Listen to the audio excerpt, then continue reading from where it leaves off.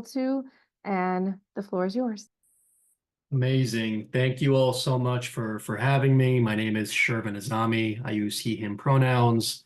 I am the policy manager for Initiate Justice Action.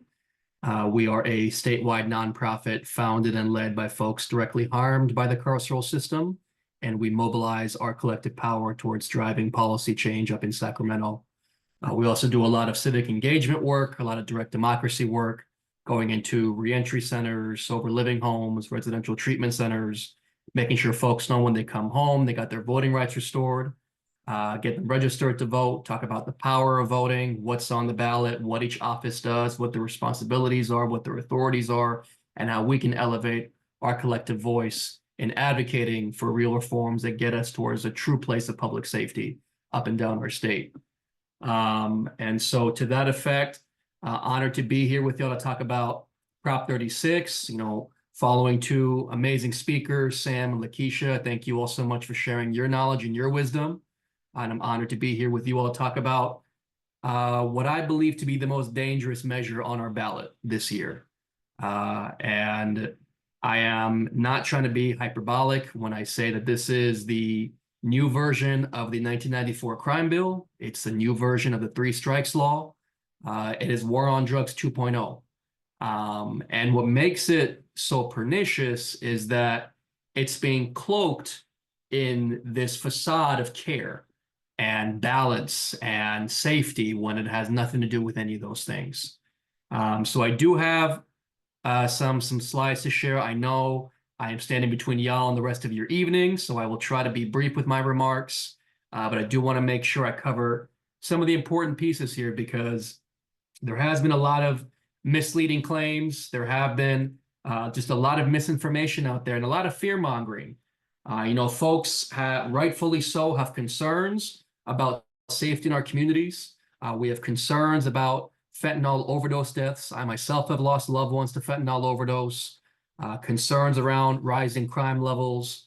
But the reality, when we, again, break down the data, look past our own feelings, we see that the reforms we have in place are working, and we need to be building on them. And the increases in crime that we've seen over the past few years are not because of a decade-old law, but are because of the pandemic and millions of people losing their jobs, losing their housing, losing their health care, losing their wages, being shut at home, being isolated, not able to access community. All these things impact our health, which also impacts our socioeconomic status, which of course has a triple effect in terms of crime.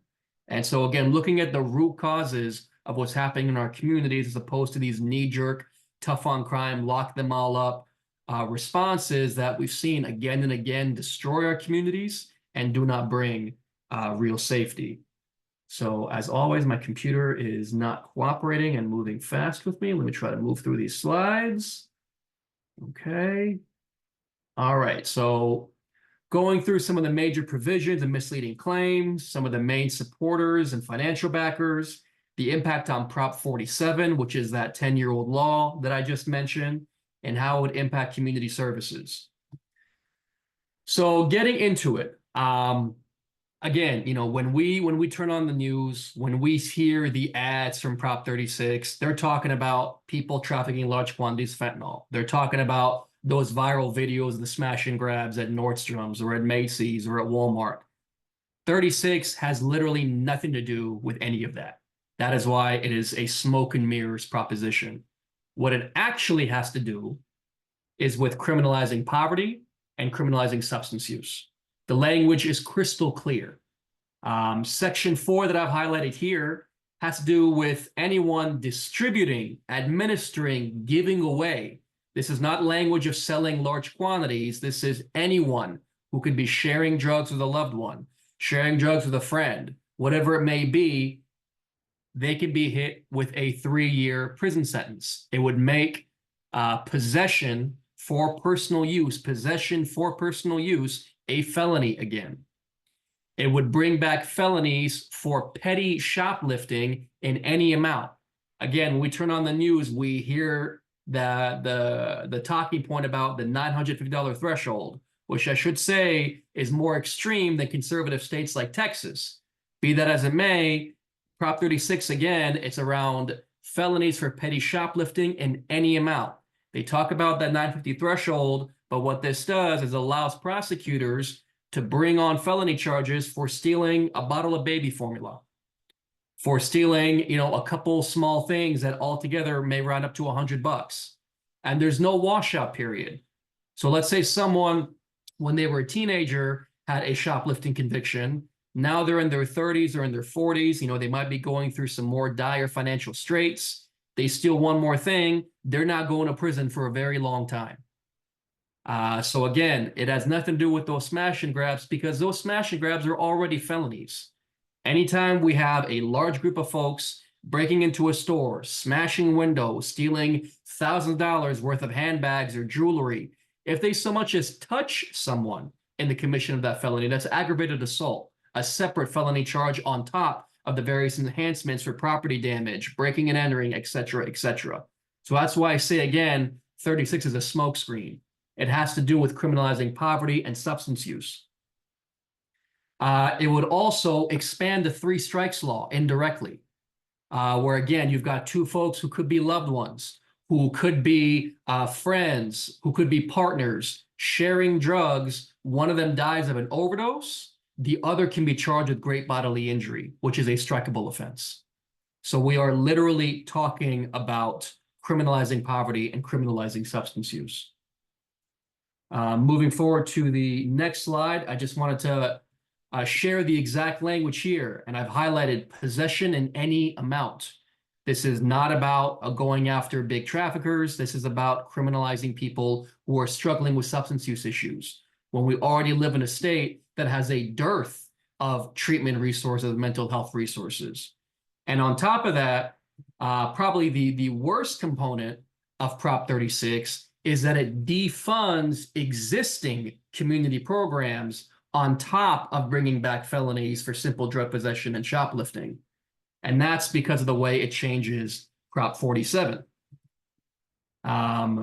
So actually, before I get into that really quickly here, the last piece of Prop 36, they'll say, well, it's not the war on drugs 2.0. We're creating a new treatment mandated felony where someone with a drug possession charge can, if they complete treatment, have those charges dropped and not go to prison.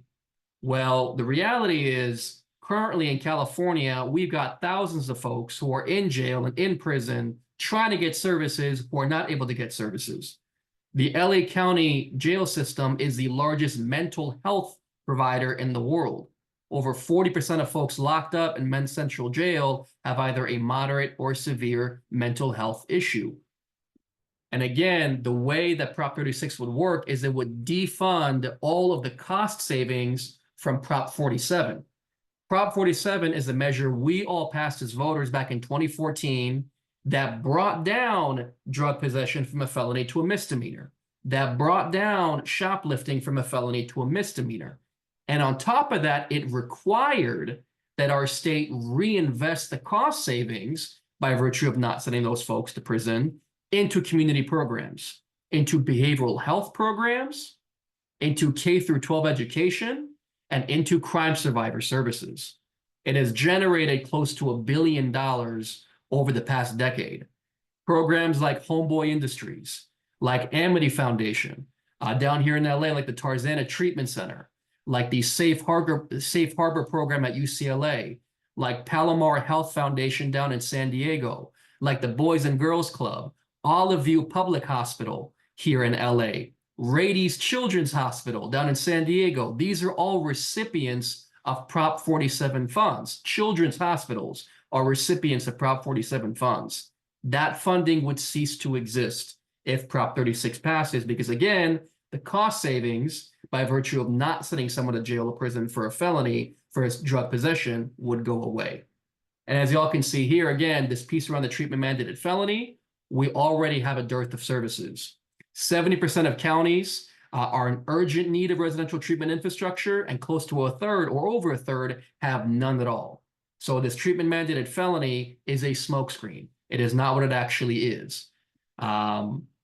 And again, there's not a single dime appropriated in Prop 36 for any treatment.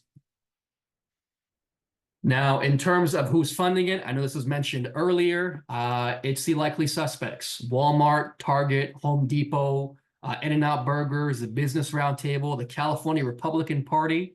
Again, the proponents want to say this is a bipartisan measure. They've got a scattering of conservative mayors and former lawmakers who've endorsed it, but they are really aligned with the California Republican Party. The reason I say that is because just a couple weeks ago, the LA Times reported that the Prop 36 campaign is so flush with cash, they gave $1 million to the California GOP. They gave $1 million to the GOP during a presidential election year where Donald Trump is on the ticket and the pathway to controlling the House runs through California. So they can claim bipartisanship all they want. The proof is in the pudding. We can see what they are through their finances. And again, the California Democratic Party is opposed to Prop 36. The California Legislative Progressive Caucus, the Legislative Black Caucus, Governor Newsom, Speaker Robert Rivas, Majority Leader Mike McGuire, SCIU, AFSCME, the California Teachers Association, all these groups, all these labor unions are opposed to Prop 36. On the other side, these are some of the funders for the No campaign. I should disclose IJ Action is formally a part of Californians United Against Prop 36, one of the two ballot committees opposing it. Our funding comes from labor unions, it comes from philanthropists, and it comes from criminal justice organizations like the ACLU. And then getting into the next slide, already talked about this, about Prop 47 and what it achieved. This kind of breaks down where those cost savings go specifically. And again, this would all cease to exist if Prop 36 passes. Again, this is some of the grantees down here in LA and in San Diego, some in Alameda as well, San Joaquin, Contra Costa. This is by no means an exhaustive list, not even close, but just some of the grantees. And again, all of these organizations would stand to lose millions if Prop 36 passes. So yeah, just again, really driving in that point. So I know there's a question earlier about, how can we talk about these things? People have concerns about crime. You don't need to talk about people's fears and their perceptions. What you can lead with is say, as concerned as you may be about crime, I hope you would agree that we are not going to solve any crime issues in our communities by defunding mental health, by defunding treatment, by defunding reentry services. We need those programs to keep us safe. And Prop 36 would take those programs away. I did also want to quickly plug our voter guide, which again is written by and for people impacted by incarceration. We look at every candidate running for state senate and state assembly. We've taken positions on all the ballot measures, including some local ones. We endorse candidates running for state office, running for city council in different areas.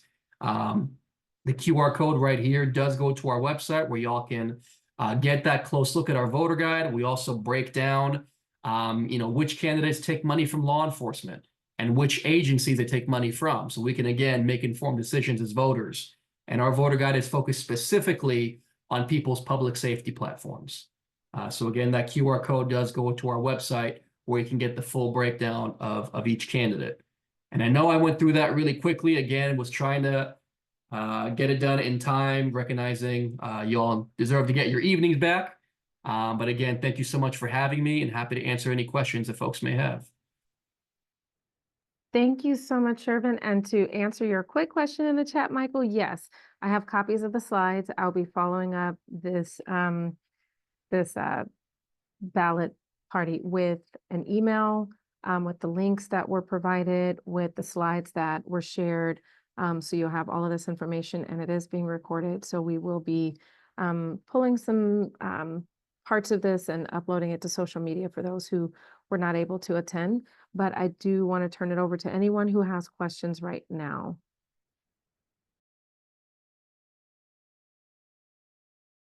Michael, you did have your hand up earlier, so feel free to ask your question.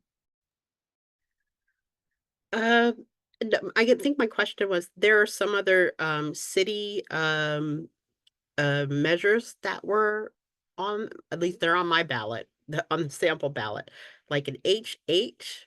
And I'm like, does anybody know anything about that one?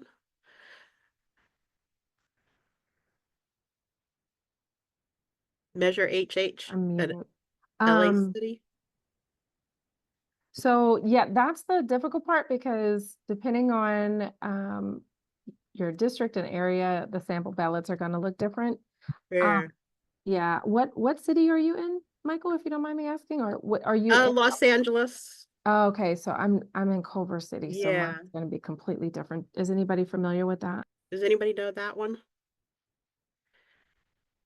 Okay. Do you mind reading the title? That might help trigger my memory. Sure. Los Angeles City General Municipal Election Measure HH, City Governance, Appointments, and Elections Charter Amendment HH. Shall the city charter be amended to require the commission appointees file financial disclosures before they can be confirmed, clarifying the controller's auditing authority Yes. regarding city contractors, Yes. expand the city attorney's subpoena power, authorize temporary appointments to the general manager positions, establish a process to evaluate the impacts of laws proposed by initiative petition, and make other changes and clarifications regarding city governance, appointments, and elections. Quite frankly, this seems rather broad to me. And Yeah. I don't, I'm like, is this, oh, this is a lot. And I'm not a fan of the current city attorney, so I wouldn't give her any more authority. So that's just Yeah, me. no, I will disclose that, this is not my area of expertise, but the piece that stuck out to me was a piece around the city controller's authorities. So folks in LA may know that 2 years ago, we elected a very, very progressive city controller in the name of Kenneth Mejia, who has been doing an excellent job shining a spotlight on city corruption within various agencies, from LAPD to the animal services to the mayor's Inside Safe program. I mean, he is just putting a spotlight on how our city's finances are being spent. He's the one who really blew the whistle on how our city is in a major deficit right now, largely because of the liability payments from the LAPD. And he has been investigating a lot of these city contractors. And my sense is that they're trying to limit his authority to engage in those audits. And for that reason alone, on a personal level, I've been recommending a no vote, because that's the piece that really stuck out to me.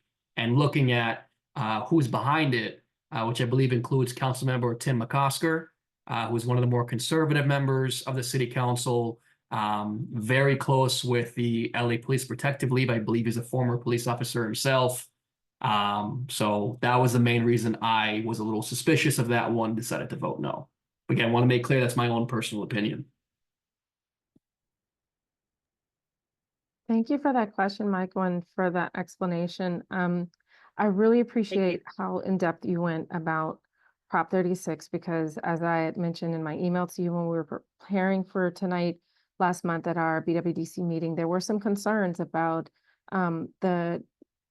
the kinds of crime that are taking place right now. And there seems to be an uptick in certain crimes, but violent crimes are down. And I can't help but think about how, there are these cycles throughout history where the conditions are designed where people respond to their living conditions, their environment, in these ways that play out how, the smash and grab, the street takeovers. But just like, when there was this the war on drugs in the 80s. I lived through that. I lived in a neighborhood. I lived in the jungle at that time in the early 80s. My mother's first apartment was in the jungles, and we moved in like 78, 79, and it was beautiful. By 85, we had some of the highest numbers of like homicides in that area, in the Crenshaw district, that neighborhood had seen for decades. And it was, you know, that 84, the Crime Control Act. And then you had, you know, where there was a difference a year later, you know, they passed like the Anti-Drug Abuse Act, where it was the difference between crack and cocaine. And that disproportionately affected Black communities. And so on and so forth. And then you fast forward to the crime bill, which unfortunately, you know, more than half of the Black community in most areas supported.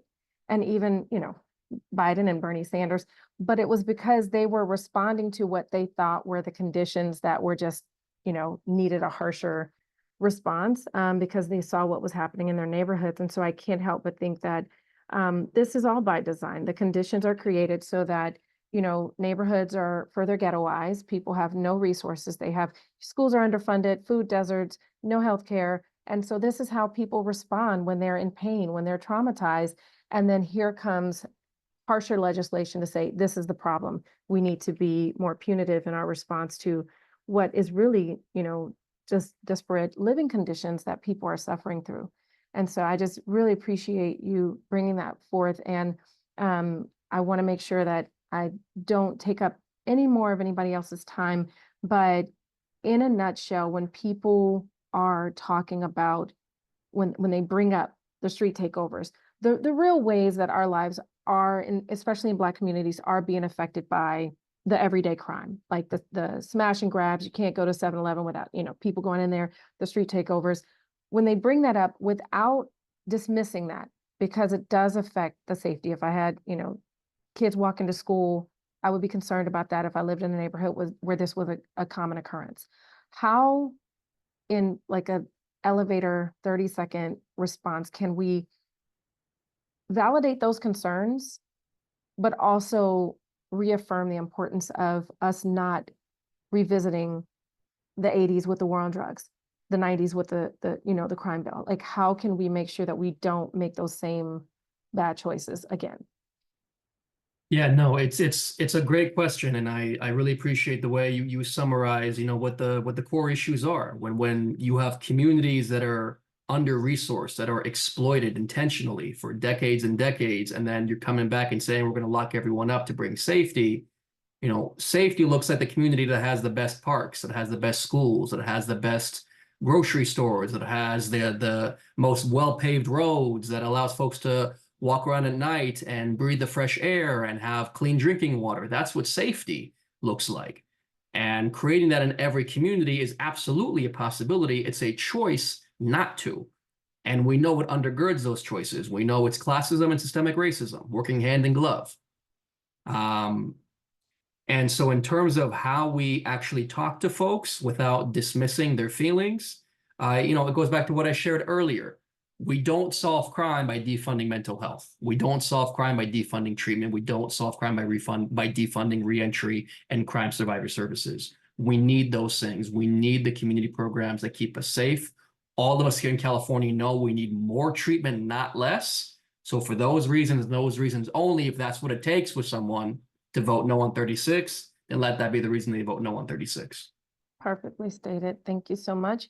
Michael, I'm going to go to you, and then I'm going to try to wrap us up because it is well past the time. No, I just wanted to definitely thank you for reiterating that, Shervin, because I think the arguments, you know, that are, you know, that some are laid out and that many from the progressive community lay out, those arguments are not going to work on a lot of people. And you have to have a different type of argument depending upon, you know, I think some of the people you're talking to.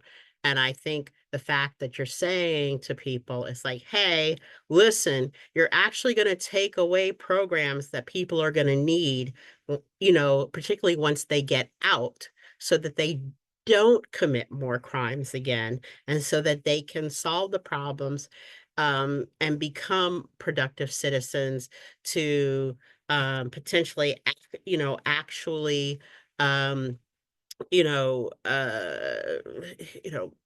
participate in restorative justice where they are, doing something to actually, I guess restore some level of quote unquote justice to crime victims, etc. Those types of programs are needed.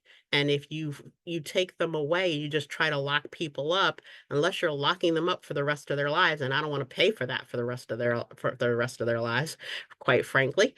And you're going to be back in the same space that we were in. And besides, our jails are overcrowded to begin with. So how exactly are we going to do this? And this whole measure says that, oh, we want them to go to mental health treatment, etc.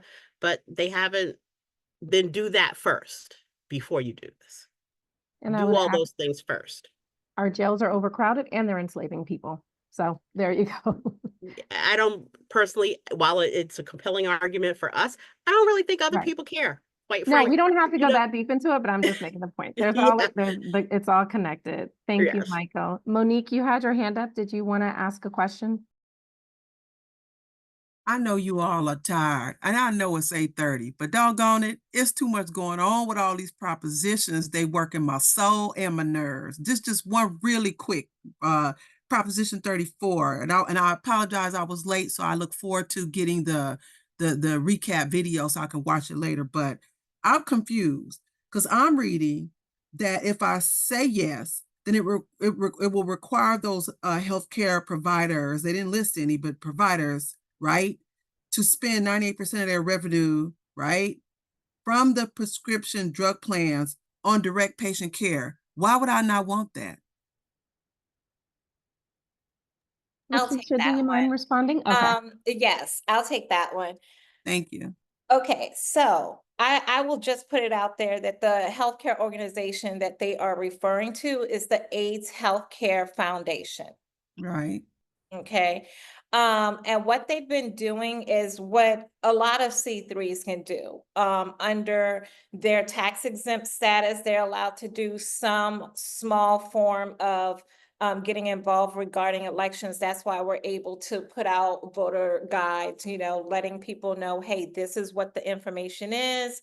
We can also tell them, here's the impact of a yes or a no. We can stop short of actually giving that recommendation of this is what we're telling you to vote, because then that would fall under the C4.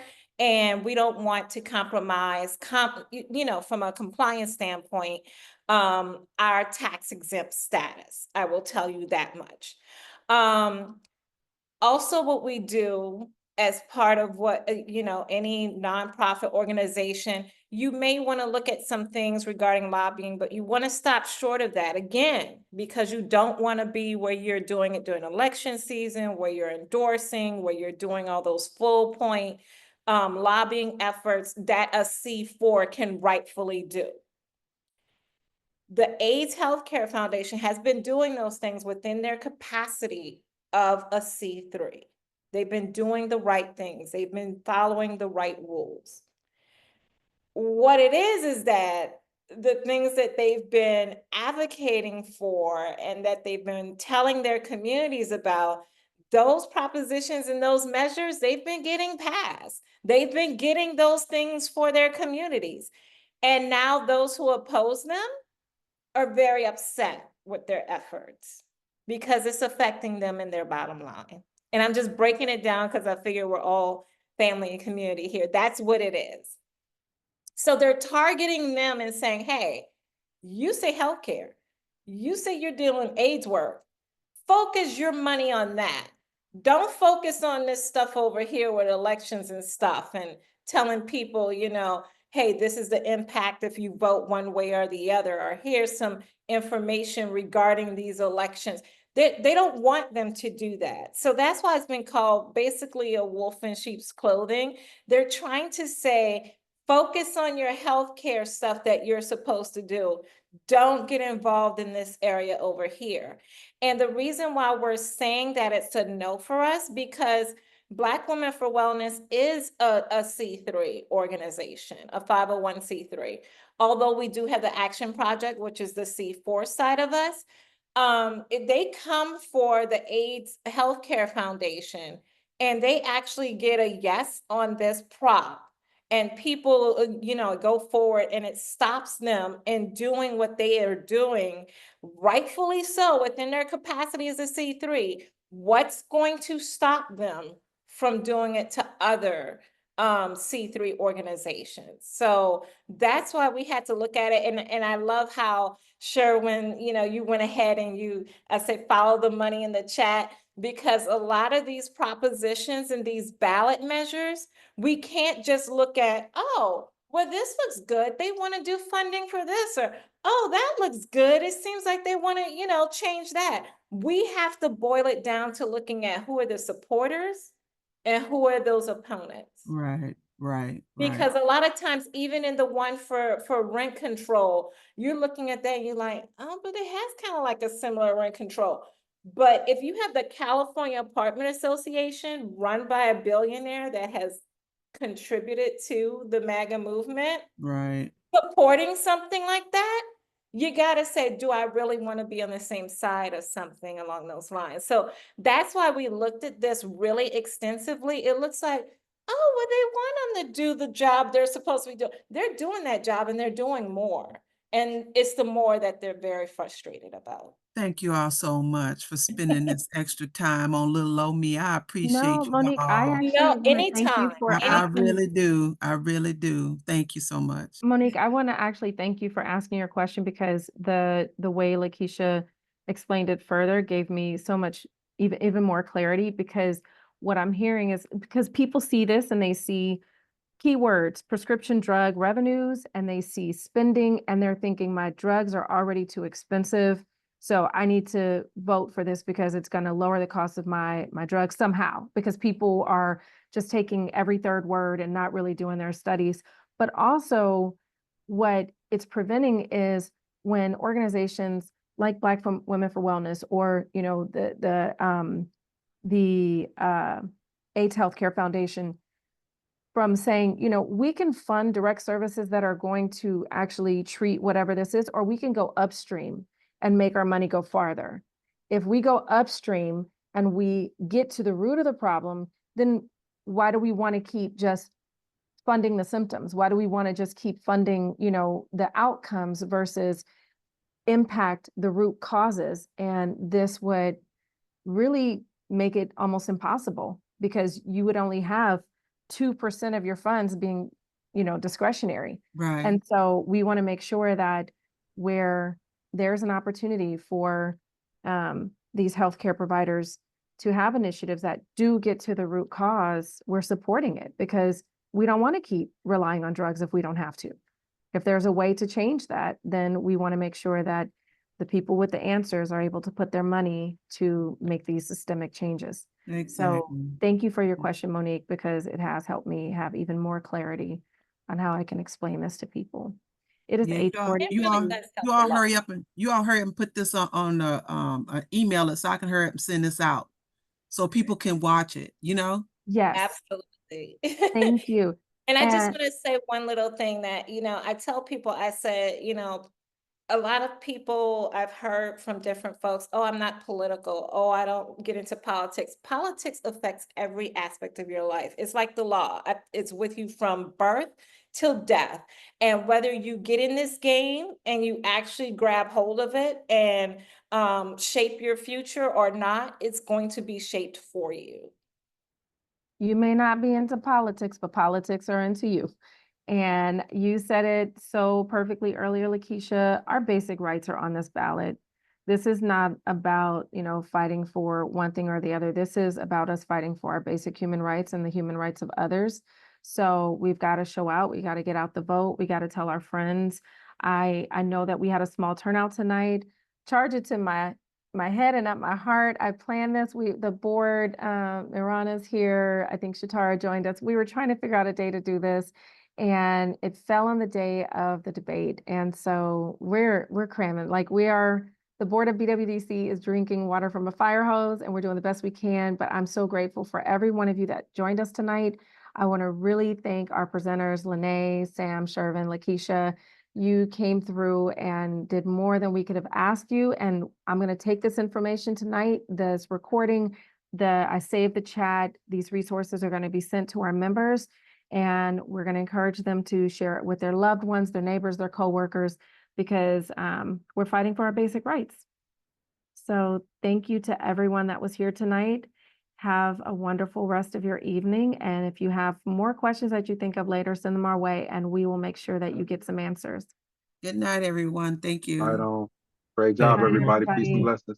Yes, thank you so much. Have a good night. Thank you, Thank you. Summer.